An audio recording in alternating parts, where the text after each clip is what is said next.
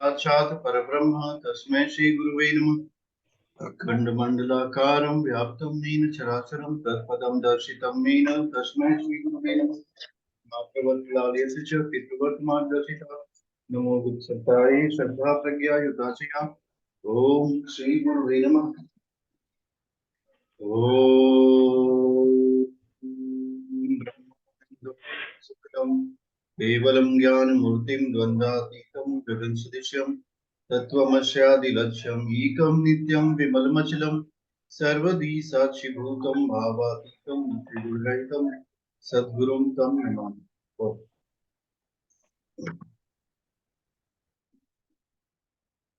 आज की कक्षा हम लोग प्रारंभ करते हैं। ये जो क्लास है ये बेसिक एस्ट्रोलॉजी क्लास है, पूरा फोकस बेसिक पे होगा। अगर आपको कुछ आता है तो उसको उसका एक बार रिवीजन हो जाएगा, नहीं आता है तो फिर एक बार आप जान लेंगे। एक टॉपिक हम लोगों को पढ़ाया जाता है उच्च और नीच।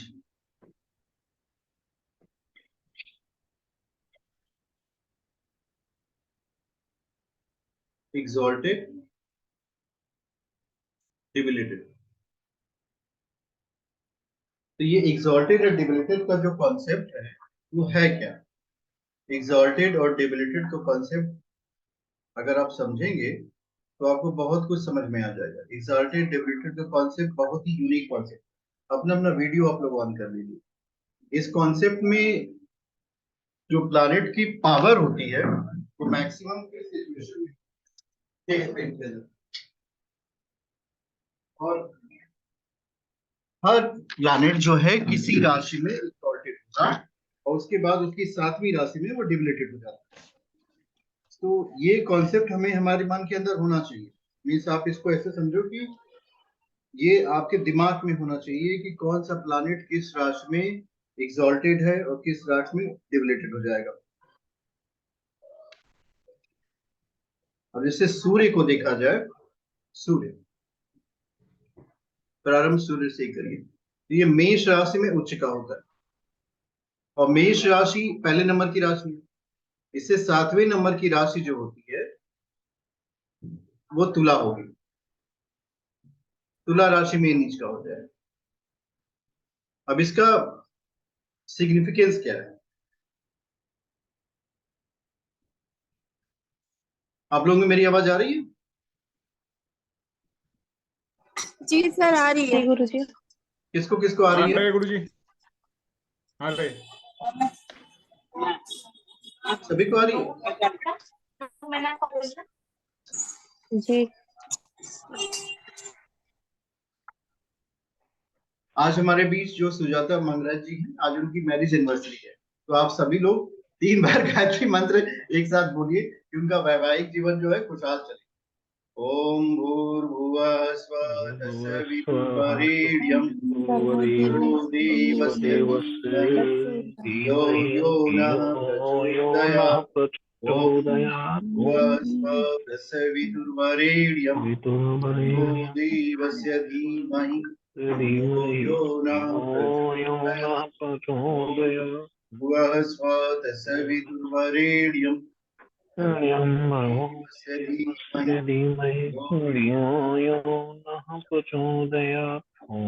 अब हम लोग पढ़ाई पे फोकस करते हैं। तो कोई भी जो थैंक यू। प्लैनेट होगा वो पहली वाली राशि में मेष पे होगा, उसकी 7वीं राशि में नीच का होगा। तो ये दिमाग में आप लोग हमेशा रखिएगा, जैसे पहले नंबर की राशि मेष है, ठीक उसके 7वें नंबर पे वो नीच का होगा। चंद्रमा जो है वृषभ राशि में उच्च का होगा और उसकी नीच वाली जो राशि होती है वो वृश्चिक होगी। वृषभ राशि 2 नंबर की और वृश्चिक राशि 8 नंबर की।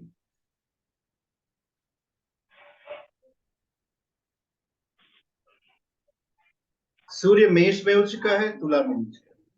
चंद्रमा वृषभ में उच्च का है और वृश्चिक में नीच का है। अब इसके बाद मंगल,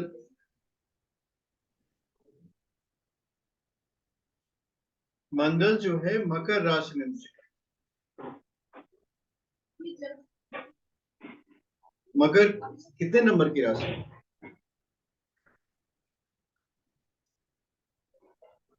10 नंबर की। 10। इससे 7वीं राशि गिनी। मंगल जो है कर्क राशि में नीच का हो जाए, ये चौथे नंबर पे आ गया। चौथा प्लैनेट है बुध। बुध जो है कन्या राशि में उच्च है।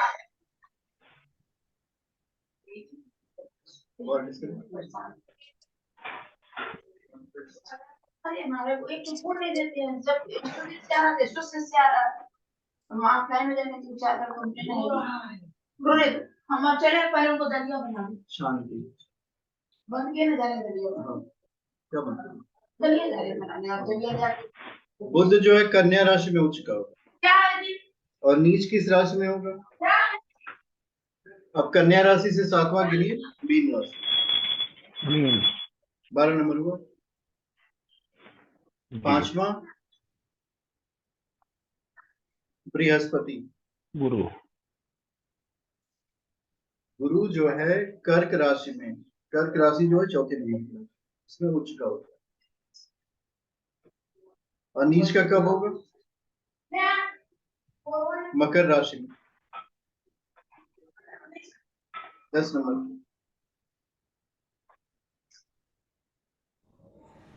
छठवां नंबर पे है शुक्र। शुक्र जो है मीन राशि में उच्च का, मीन राशि 12 नंबर पे,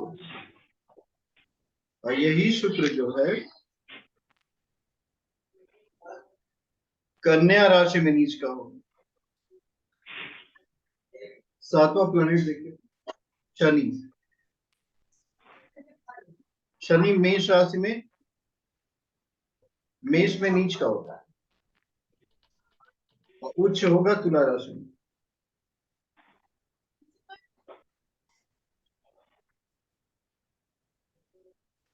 सातवें नंबर की राशि।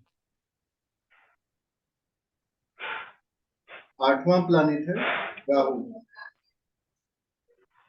राहु मिथुन में उच्च का होता है, तीसरे नंबर का।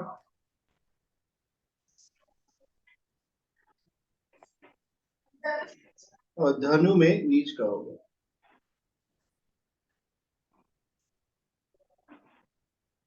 केतु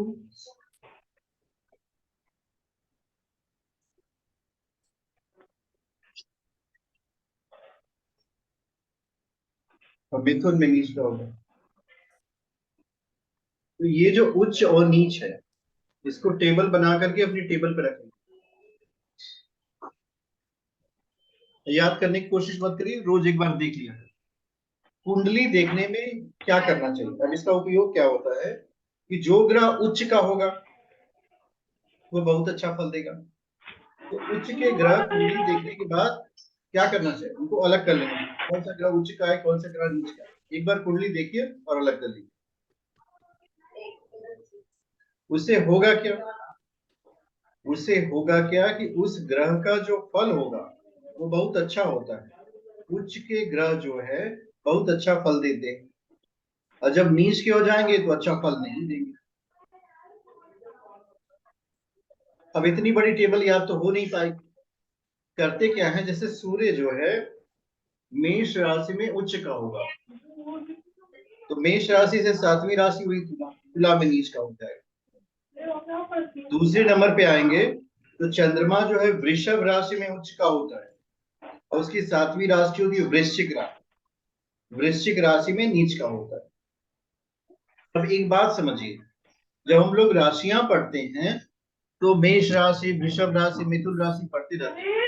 ये जो वृश्चिक राशि के जातक होते हैं, वृश्चिक होते हैं भिक्षुक। अगर किसी की वृश्चिक राशि होगी तो इसके अंदर भावनाएं बहुत प्रगाढ़ होती हैं, मन में हमेशा उथल पुथल बना रहेगा।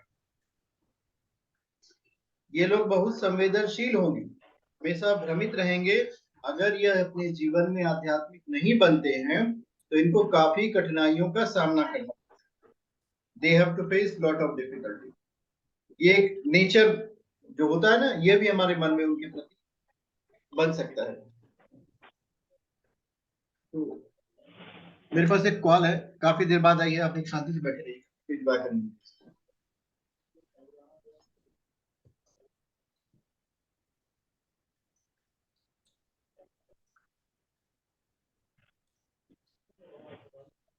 हेलो, हरिओम हरिओम, क्या नाम है आपका? हेलो, क्या नाम है? कैसे? नेहा पटेल जी, नेहा जी कैसी हैं आप? आपका स्वागत है।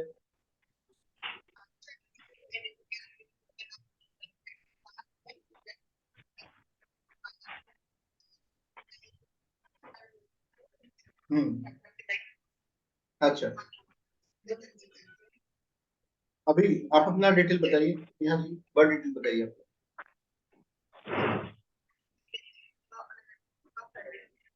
क्या करती हैं आप?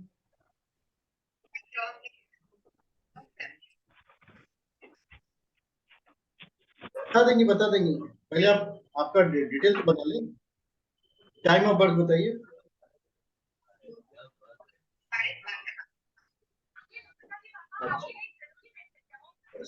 बर्थ प्लेस क्या है आपको? देखिए ये जीवन बड़ा अजीब सा चल रहा है। लोग ऐसे बता दीजिए कहते हैं, जैसे लगता है कि बिना चार्ट बनाए ही बता दें, भविष्य बता दें।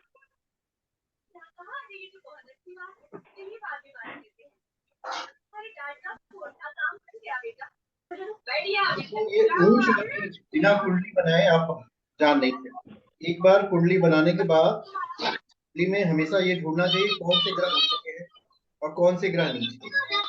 तो जो उच्च के ग्रह है बहुत अच्छा फल देते हैं, ये हमेशा याद रखिएगा। कुंडली में जो उच्च के ग्रह होंगे ये बहुत अच्छा फल देंगे, तो उस ग्रह से संबंधित फल उस व्यक्ति को मिलेगा। तो एक प्रिडिक्शन तो यही आपका ठीक हो जाएगा। गुरु जी किसी के माइक के पीछे से बहुत शोर आ रहा है गुरु जी। किसकी माइक में आ रहा है, उनके म्यूट करते हैं, क्योंकि मेरी माइक तो काफी स्लो है। मैंने अपनी स्लो को रखी है, उसको बढ़ा देते हैं, फिर देखते हैं कहाँ से आ रहा है। किसी का बेटा है, पापा को बुला रहा रख लो रख 10 बजे है। राजीव जी। सो प्रणाम। प्रणाम प्रणाम राजीव। अपने आप को अनम्यूट कर लीजिए, म्यूट कर लीजिए mute। होता ये है कि जब भी आप उच्च और नीच के ग्रह पता करें जी तो आपको काफी आसानी होगी। देखिए कनिका जी भी आ गई। कनिका जी आपका स्वागत है। सर अभी अभी क्लास स्टार्ट हुई है या हो गई थोड़ी देर? नहीं बस आपके आने से ही क्लास प्रारंभ हो गई। आप सभी लोग क्लैपिंग करके स्वागत करें कनिका जी का। आज मैंने जूम पे एक ऑप्शन लगाया है कि बिना परमिशन के कोई भी क्लास में एंटर कर गया, डोर इज ऑलवेज ओपन। सो उच्च और नीच ग्रह हम लोग पढ़ रहे थे कि कोई भी कुंडली खोलेंगे सबसे पहले उच्च का फिर नीच का देंगे। आप लोगों को एक बात बता दें, अगर ज्योतिष को आप लोग एक साल अच्छे से दे लेंगे तो एक साल के बाद आप जैसा प्रिडिक्शन किसी का हो नहीं सकता। और बाकी संसार में जितनी जॉब है, प्रमोशन है, उसमें जो भी प्रगति होती हो, किसी का साल के अंत में 15% इंक्रीमेंट लगता है, किसी का 20% लगता होगा, लेकिन आपका 200% इंक्रीमेंट हर साल लगेगा अगर आप मन लगा करके इसको एक एक घंटा पढ़ते हुए चले जाए। इसमें कारण क्या है कि जो ज्योतिषी जितना ज्यादा याद रख पाता है वो उतना बड़ा ज्योतिषी होता है। जितनी याददाश्त आपकी मजबूत होगी उतनी ही मात्रा में आप ज्योतिष का प्रिडिक्शन करते हुए चले जाएंगे। घबराना बिल्कुल नहीं है, पॉजिटिव फ्रेम ऑफ माइंड से आप इसको लेते रहिए। देर से आइए कोई दिक्कत नहीं है, पर आइए जरूर। नहीं आइए तो भी कोई दिक्कत नहीं है, दूसरे दिन आ जाइए। अगर प्रयास करेंगे तो निश्चित रूप से आ जाएंगे। ये देखिए ये सूर्य जो है मेष राशि में। अब हम एक कुंडली खोल करके देखते हैं कि इसका प्रेडिक्शन हमको हो पाता है कि नहीं हो पाता।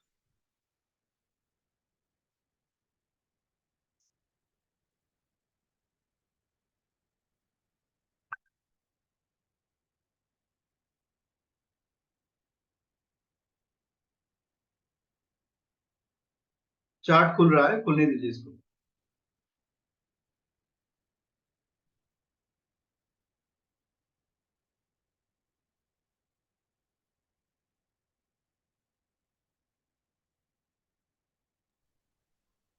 सर ये मोबाइल में खुल जाता है ये वर्कशीट वगैरह? मोबाइल में तो नहीं खुलता, मैंने कोशिश करके देखी, वर्कशीट मोबाइल में ओपन नहीं हो पाती। रुकिए आप बता रहे हैं, देखते हैं खुलती है कि नहीं।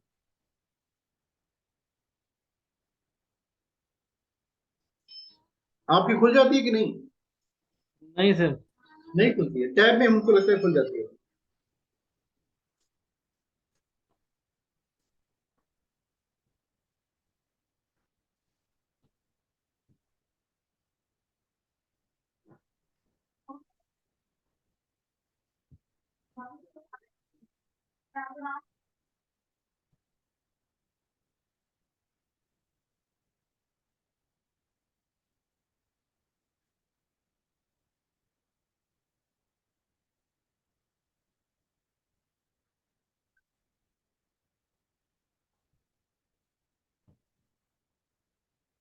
अब इसमें देखिए, जब आपने ये खोल दिया चार्ट, उसके बाद आपको करना क्या है, ये आप ऐसे लिखिए सूर्य, लिख लिया सूर्य।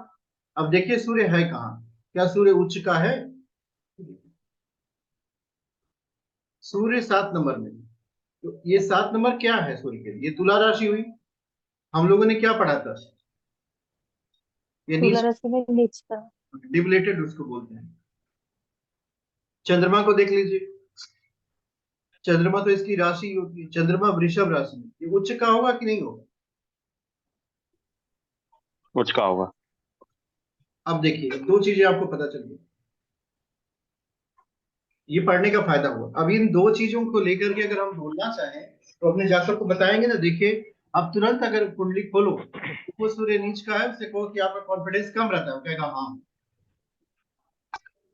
ये हो ही नहीं सकता उसका कॉन्फिडेंस ज्यादा हो जाए। सूर्य नीच का है, कॉन्फिडेंस अभी तक कम।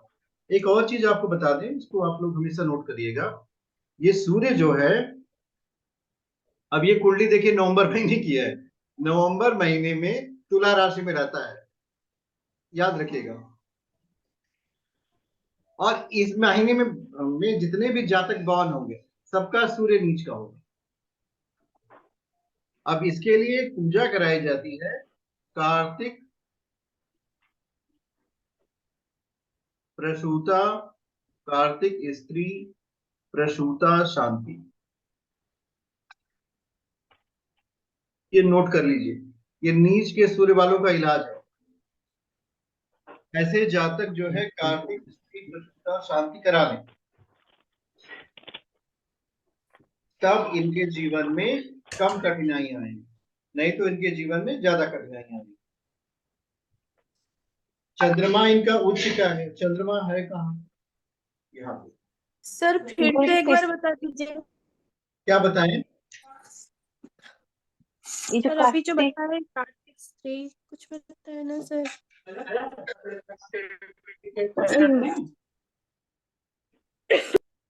नीच के सूर्य का जो उपाय बोले हैं उसको थोड़ा बता दीजिए ना फिर से।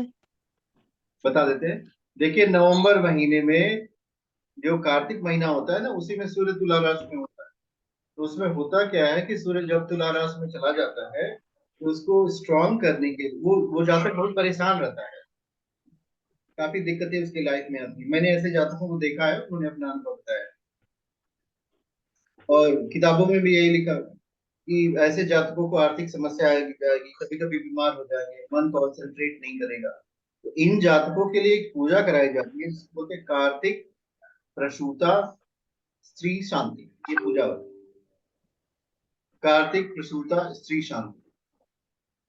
आप लोग अपना अपना वीडियो ऑन करिए। कुछ विद्यार्थी तो किताब खोल करके पढ़ करके लिख रहे हैं भाई, बड़े विद्यार्थी है, बाकी का कहाँ चले गए?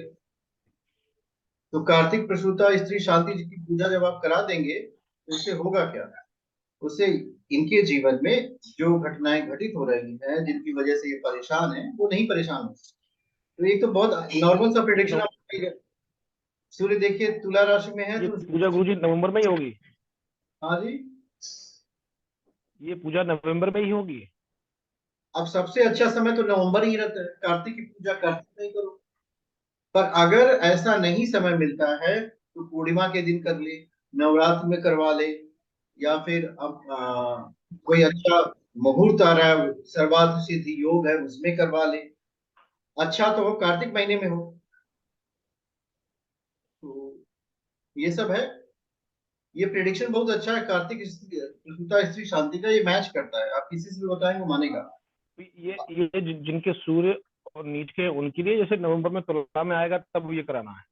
नहीं नहीं, जैसे जिसका सूर्य नीच का है तो वो व्यक्ति परेशान होगा, तो अब उसको क्या कौन सा उपाय बताया जाए? वैसे जातकों के लिए एक पूजा होती है कार्तिक स्त्री प्रसूता शांति। समझ गया जी। इसमें ब्रह्मा विष्णु और शंकर और सूर्य और एक और देवता है रुद्र, रुद्र तो शंकर भगवान ही हो गए, गुरु, इन पांच की पूजा की जाती है, पांच कलश स्थापित करके। मैंने पिछली बार किया था।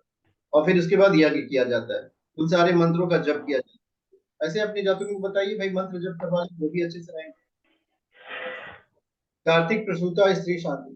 तो ये जो प्लानेट हैं इनको चेक कर लीजिए, किसी का भी कुंडली खोलने के बाद ऐसे सूर्य लिखिए, सूर्य से ही शुरुआत करिए, सूर्य सबकी आत्मा है। अब इस कुंडली में देखिए सूर्य तुला राशि में, अभी कल दूसरी कुंडली खोली जाए।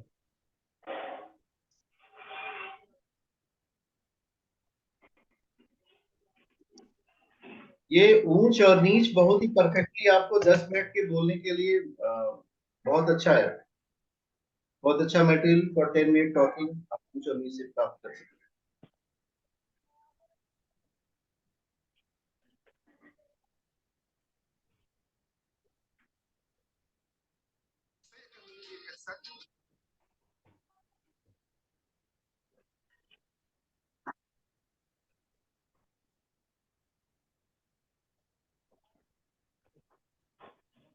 ये कुंडली देखिए। अब इस कुंडली में सूर्य देखिए कहाँ बैठा है। सन किस राशि में? सूर्य की राशि हम लोग ढूंढे यहाँ से यहाँ पे मिला। वृश्चिक राशि में है। हाँ, 8 नंबर में। तो वृश्चिक राशि में सूर्य नीच का तो होता है। वृश्चिक राशि में। अब यहाँ पे क्या करना है, अब प्रेडिक्शन बाद में करेंगे। अब इसके बाद चंद्रमा के पास जाइए। चंद्रमा कर्क राशि में है। फिर तो चंद्रमा स्वराशि का हो गया। देखिए आप लोगों को बात समझ में आ रही है? इसी में हम एक योग बता देते हैं, आप लोग इसको याद कर लीजिएगा। चंद्रमा के साथ जब शनि आता है तो विष योग बनता है।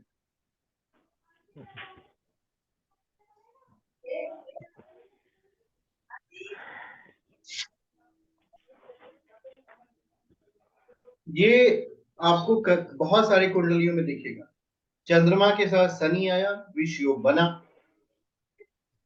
अब विष योग से होगा क्या? विष योग का एक प्रेडिक्शन है, दिमाग में रख लीजिए। उस व्यक्ति का किसी से प्रेम होगा और जबरदस्त प्रेम होगा, लेकिन वो प्रेम होगा, वो टूटेगा। अब उसके बाद वो व्यक्ति डिप्रेशन में जाएगा। जैसे हर 12वां भाव में अलग 12 प्रकार के आते हैं विष योग के प्रभाव, पर एक प्रभाव कॉमनली होता है कि ऐसा जातक किसी वस्तु से प्रेम नहीं करेगा, किसी पुरुष से या किसी महिला से किसी का प्रेम होगा और यह प्रेम टूटेगा। टूटने के बाद वो डिप्रेशन में जाएगा। डिप्रेशन के बाद वो कान पकड़ लेगा कि अब आज के बाद प्रेम नहीं करेंगे। ये विष योग का प्रभाव होता है। तो चंद्रमा शनि की युति विष योग दिखा। अब साथ ही साथ इसमें देखिए चंद्रमा जो है कर्क राशि, जो कि चंद्रमा का अपना घर। तो अब शनि को छोड़ दिया जाए तो चंद्रमा कर्क राशि में मन बहुत अच्छा रखेगा, लेकिन साथ में शनि है तो we can not ignore it. हमें ये बताना पड़ेगा कि आपके जीवन में क्या कभी ऐसा घटित हुआ था? तो कह देगा हाँ हाँ हुआ। ज्योतिष में सबसे अच्छा ज्योतिषी वो है जो कुंडली खोल करके दो बातें पीछे की बता दे। जैसे कुंडली खोलिए, दो पीछे की बताइए। अब दो पीछे की पता कहाँ से लेंगे? कुंडली से पता चलेगी। यही आपके जीवन में घटित हुआ है। नहीं कहे तो भाई पूछ लीजिए क्या? नहीं, ऐसा बिल्कुल नहीं। अब इसमें अगर हम कहें कि उच्च और नीच का ग्रह ढूंढिए, जुपिटर देखिए, जुपिटर भी स्वराशि का है, ये भी उच्च का नहीं हुआ। केतु मेष राशि में, ये भी उच्च का नहीं हुआ। मंगल मिथुन राशि में, इसका भी कोई संबंध नहीं। शुक्र कन्या राशि में, शुक्र का कन्या राशि से क्या संबंध है? कुछ है? नीच का है। नीच का हुआ ना? जी। नीच का है तो उसके पहले प्रीवियस वाला चार्ट में बना होगा। ये देखिए शुक्र जो है मीन राशि में उच्च का है और कन्या राशि में नीच का है। यहाँ नीच का हो गया ना। अब आपको प्रेडिक्शन करना है तो शुक्र से संबंधित जो चीजें हैं वो इस व्यक्ति को बहुत मतलब कठिनता से मिलेगी, या फिर ऐसे कह सकते हो कि नहीं रहेगी इसमें। शुक्र से संबंधित क्या क्या है? शुक्र से संबंधित सीधा प्रेम है। यह व्यक्ति अपने जीवन में प्रेम से असंतुष्ट रहेगा, या फिर इसकी प्रेमिका इनको धोखा दे करके चली जाएगी, पत्नी से झगड़ा मिलेगा इनको। ये शुक्र की सारी चीजें हैं। यहाँ पे आपका रोल ये आता है कि इनके शुक्र को बलवान किया जाए। अब अगर किसी व्यक्ति को जानना हो कि उसका शुक्र बलवान है कि नहीं है, तो उसको आप देख करके जान सकते हैं। तो देखिए, जान जाएंगे। अगर उसको देखने के बाद आपकी दोबारा देखने की उसकी इच्छा करे, तो समझ लीजिए उसका शुक्र बलवान है। और देखने के बाद दोबारा देखने की इच्छा न करे तो ठीक है। शुक्र एक मैग्नेटिक पावर होता है जो व्यक्ति को दूसरे व्यक्ति से जोड़ लेता है। मेरी बात आपको समझ में आ रही है? शुक्र का मतलब साफ सफाई भी है। जो व्यक्ति हाँ जी, देखिए ये शुक्र बलवान करने के लिए दुर्गा चालीसा का पाठ भी करते हैं, रिकमेंड हाँ किया जी, हाँ जाता है। जी, आप क्या कहते हैं? बिल्कुल बिल्कुल। लोग बताते हैं कि शुक्र को बलवान करने के लिए दुर्गा जी की उपासना करें। पर शुक्र को बलवान करने के लिए अगर कोई व्यक्ति उपासना के लिए ना हो तो अपनी पत्नी के पैर दबाए। कहने में तो बड़ा अजीब लगता है, कोई तैयार ही नहीं हो तो रिस्पेक्ट से बात कम से कम करें। या फिर गुलाब का फूल लिया करके अपनी पत्नी, अब उसके पास पत्नी नहीं है तब क्या करें? तो अगर आप कह देंगे प्रेमिका के पाँव दबाओ तो याद करेगा। नहीं तो पड़ोसियों की पत्नी की दबा लेंगे। पड़ोसी की पत्नी के कहाँ से, तब तो पड़ोसी डंडा लेके दौड़ाएगा। तो ये सारी चीजें करनी चाहिए। परफ्यूम लगाइए, डिओड्रेंट लगाइए, 2 बार नहाइए। ऐसे जातकों को आप कहिए कि 2 बार आप नहा लिया करें। बाल में शैम्पू लगाइए, फ्रेग्रेंस लगाइए, क्योंकि जितना साफ सुथरा रहेंगे उतना ही शुक्र बलवान होगा। अब बलवान शुक्र जो है मनुष्य को बहुत ज्यादा भोग में लेके जाता है। भाई भोग विलास सब शुक्र के अंदर आते हैं। तो ये संसार जो है शुक्र से संबंधित है। कुछ ऐसे भी जातक आपको मिलेंगे जो by structure they are not beautiful, आपको ऐसा लगेगा कि ये सुंदर नहीं है, पर जब वो बाहर निकलते हैं तो इतना ज्यादा अपने आप को मेंटेन कर लेंगे कि लगेगा सारे शुक्र की वर्षा इन्हीं के ऊपर, उनका शुक्र मजबूत हो जाएगा।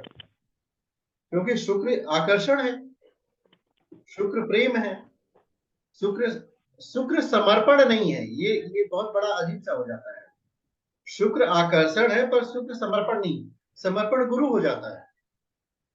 शुक्र का प्रेम इधर भी हो सकता है, उधर भी हो सकता है। भाई जिसका शुक्र पॉजिटिव होगा, मान लीजिए एक ही व्यक्ति को खड़ा करिए और 2 शुक्र जा रहे हो, तो जिसके अंदर ज्यादा पावर होगी उसी को देखेगा, दूसरे को छोड़ देगा। बट गुरु के प्रेम में समर्पण होता है, तो जिसके साथ समर्पित हो जाएगा उसके साथ चलेगा। वो राम और सीता का संबंध है। और शुक्र वाला संबंध रेखा वाला है। वो राम को देख लिया, राम ने अगर उनको चारा नहीं डाला तो लक्ष्मण के पास तो अपने नाक को भी कटवा के चले गए। ये तो इस तरह का, तो इसमें एकाग्रता नहीं होती ना, there is no concentration in that. आज हर व्यक्ति जो परेशान है, कोई गुरु से परेशान नहीं है कि वो बहुत बड़ा सात्विक व्यक्ति हो गया, बहुत बड़ा महात्मा व्यक्ति, तो इस वजह से काफी जीवन में कठिनाई। अब देखना नहीं आती है कठिनाई। आज जो है आप देखिएगा, महात्मा बुद्ध को अगर सिंबलाइज करें कि वो गुरु के दूत है, और आम्रपाली जो है गणिका थी, जो नृत्य करती थी, तो वो शुक्र की द्योतक है। तो शुक्र ने गुरु की शरण ले ली, आम्रपाली जो है बुद्ध की शरण में आ जाती है कि नहीं मुझे बुद्ध के मार्ग पे चलना है, मुझे अच्छाई के मार्ग पे चलना है। तो उनके एक शिष्य आनंद थे, तो आनंद जी को लगा कि आम्रपाली स्त्री है, तो उन्होंने, बुद्ध ने उनको समझाया, देखो आत्मा की प्रकृति जो है ना स्त्री होती है ना पुरुष होती है, इसने हमारी शरण ले ली, इसलिए अब ये ज्ञान मार्ग की पथिक होगी। आनंद तुम्हें अभी स्त्री और पुरुष का भेद तुम्हारे दिमाग में बचा। क्यों? क्योंकि आनंद के समझ तो दोनों थे। अब ऐसे सोचिए, बुद्ध जो है गुरु के प्रतीक हुए और आम्रपाली जो है शुक्र के प्रतीक हुई। शुक्र ने गुरु की शरण ले ली तो शुक्र खराब मतलब समाप्त हो गया। लेकिन आनंद जो दोनों के बीच में बैठते हैं, तो बुद्ध की तरफ देखते हैं तो गुरु दिखते हैं, मतलब अंदर की तरफ जाते हैं। आम्रपाली की तरफ दिखते हैं तो शुक्र दिखते हैं, मतलब बाहर की तरफ जाते हैं। तो उनको दो दिख रहे थे।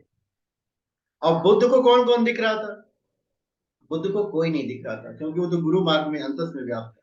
उनके लिए संसार शून्य हो गया। तो ये थोड़ा सा सूक्ष्म हो जाता है, पर इससे घबराने की आवश्यकता नहीं है। आप लोग इसका अध्ययन करेंगे, ऊंच और नीच का, और इसको कैसे स्ट्रांग बनाए। किसी भी जातक को 2 प्लैनेट पे फोर्स करके बैठाइएगा, गुरु और शुक्र के। इसे कहिएगा प्रेम करे, जीवन में परिश्रम करे और प्रार्थना करे। थोड़ा अंदर भी आधा घंटा चले जाए, अपने से पूछे मैं कौन हूँ, मैं कहाँ जा रहा हूँ, मुझे जाना कहाँ। ये 3 प्रश्न अगर सुबह उठ करके किसी व्यक्ति ने अपने से पूछ लिए, तो उसकी यात्रा शुरू हो जाती है। मैं कौन हूँ, मुझे जाना कहाँ है, खुद से पूछेगा शुरू, मैं हूँ कौन, मुझे जाना कहाँ। तो ये आपको समझ में आ जाएगा कि आप हैं कौन। आप इस संसार में एक यात्री के रूप में आए हैं, कुछ समय इस शरीर में रहेंगे, फिर शरीर को खाली करके आपको जाना वही है जहां से आए हैं। फिर दूसरा प्रश्न पूछ लीजिए, मेरे साथ जाएगा क्या? एक दिन अपने घर में पूछे, भाई मेरे साथ कौन कौन जाएगा? कोई तैयार नहीं होगा जाने के लिए। झूठा कह दीजिए कि प्रभु ने हमको बुलाया, भाई अब तो अब जा रहे हैं, आप में से कौन कौन मेरे साथ यात्रा करने को तैयार है? तो घर के सारे लोग आपको विदाई दे देंगे, कहेंगे हम सब आपके साथ बिल्कुल नहीं जाएंगे, आपको अपनी यात्रा अकेले ही करनी है। तो ये बड़ा अजीब सा प्रश्न हो जाता है। बताइए कि जब हमको जाना है तो हम अकेले जाएंगे, और जब हमको रहना है तो हम अकेले रहेंगे, तो बीच वाले कौन हैं? वो है ही नहीं। ऐसे सोचो, ट्रेन में यात्रा कर रहे थे, कोई यात्री हमारे साथ उतरने को तैयार नहीं है, क्यों? क्योंकि उसकी यात्रा पूरी नहीं हुई, मेरी यात्रा तो पूरी हो गई, कोई नहीं उतरेगा। इस वजह से गुरु के भाव को हमेशा प्रबल बना के अपने मन में रखिए। उसके लिए कोई विशेष समय, विशेष अवसर, विशेष ज्ञान नहीं ढूंढना पड़ता। जहां भी पहुंचिए वहीं गुरु का ज्ञान व्याप्त है। मैं कौन हूं, मुझे जाना कहाँ है, हम आए हैं कहाँ से। ये 3 प्रश्न पूछ करके देखिए, आपकी एनर्जी बढ़ती हुई चली जाएगी। और किसी भी व्यक्ति से बात करिए, मनुष्य से बात करिए, प्रेम स्वरूप होकर बात करिए भाई। कम से कम प्रेम तो होना ही चाहिए। संत कबीर ने कहा है, जाघट प्रेम न सचरे ताघट लगत मुछान, जैसे खाल लुहार की सांस ले राम। अब ऐसा तो हमें है नहीं कि हम लोग भाई लुहार की खाल है कि हमारे अंदर प्राण नहीं है। हम प्रेम स्वरूप है, प्रेम फैलाते रहिए। और एक ज्योतिषी को यही करना है। आप ज्योतिष का ऊंच और नीच भूल जाएंगे, चल जाएगा। प्रेम से बात करते रहिए, वो काफी चीजें बताएगा। क्योंकि जो आपसे पूछ रहा है ना, उसे ऊंच के बारे में पता है, नीच के बारे में पता है। उसे तो कुछ भी नहीं पता। अगर पता होता तो हमारे पास आता। तो इस बात का बिल्कुल ध्यान रखिएगा। ये बात किसको किसको समझ में आई? हमारे पास 2 मिनट 28 सेकंड बचे। आप लोग अपने आप को अनम्यूट कर सकते हो। आप में से जिसको समझ में आया वो कुछ तो बताए, फिर हम आगे 20 मिनट फिर जोड़ा जाएगा। ये अगली वाली कक्षा ना 5 मिनट बाद आप लोग जुड़िए। क्योंकि ये जो हम ऐसा करते हैं, हम गूगल मीट का लिंक शेयर करते हैं, लेकिन कई जगह शेयर करना पड़ेगा। आप लोग फिर से जुड़िएगा, और जुड़ने के बाद फिर हम लोग देखेंगे क्या करना है। 5 मिनट बाद जुड़िएगा। 2 मिनट बचा हुआ है। कनिका जी, आपको समझ में आया? जी सर। क्या समझ में आया आपको? सर ये उच्च और नीच वाले प्लैनेट्स की कौन कौन सी राशि में उच्च के और नीच के हैं, और उनका इम्पैक्ट क्या होगा, और उनको कैसे स्ट्रॉन्ग करा जाएगा। अगर नीच के होंगे तो सूर्य अगर नीच का है तो कॉन्फिडेंस कम होगा, और उसको कॉन्फिडेंस बढ़ाने के लिए उस जातक में हमको सूर्य की रेमेडीज उसको बतानी होंगी।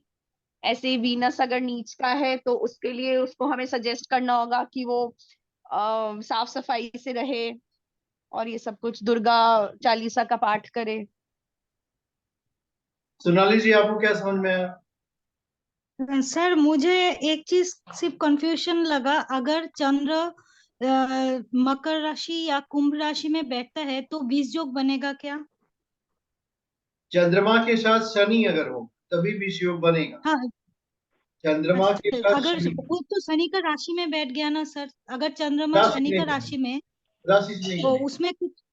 अच्छा देखो, अच्छा। और अगर शनि चंद्रमा के घर में बैठ गया और चंद्रमा शनि का घर में बैठ गया तो बनेगा क्या सर? नहीं बनेगा। तब तो बहुत बड़ा योग बनेगा, उभयचरी योग बनेगा। आपकी कुंडली बन रहा है क्या? नहीं नहीं नहीं, मैं पूछ रही थी, वो एक ये कंफ्यूजन था राजयोग मेरा बनेगा। वो। एक बात और भी सुनिए। हाँ अगर किसी हाँ हाँ कोई प्लानेट नीच राशि में चला गया, पर अगर वो केंद्र हाँ में आ हाँ। गया तो नीच भंग राजयोग बनता है। अच्छा। उसका नीचत्व खत्म हो जाएगा, बल्कि राजयोग बन जाएगा। मतलब very good okay condition, sir. राजा की तरह। 1 मिनट की मीटिंग जो है अभी बची हुई है।